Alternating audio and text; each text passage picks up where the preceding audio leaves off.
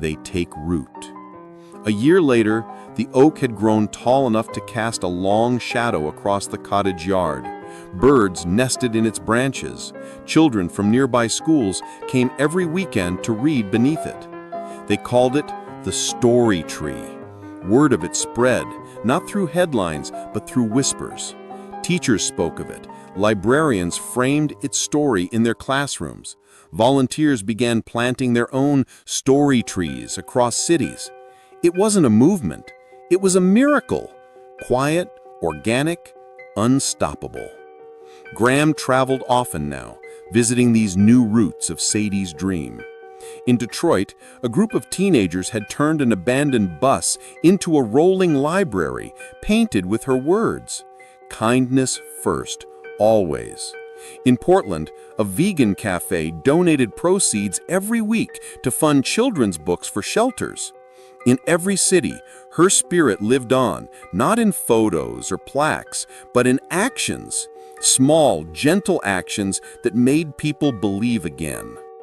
Once, during a visit to Chicago, a little girl tugged at Graham's sleeve.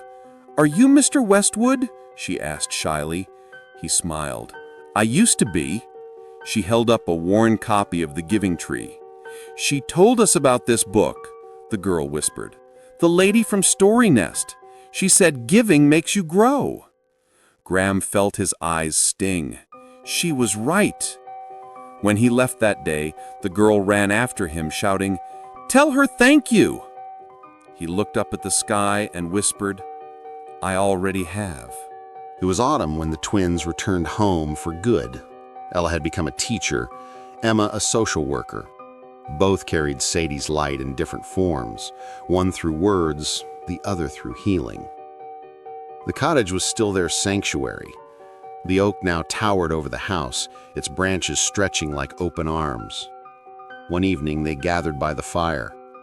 Graham, his hair silvered and his voice gentler, sat with them as they looked through an old box of letters, Sadie's letters. She had written dozens before she passed, each addressed to a different person, volunteers, children, friends. And one envelope had their name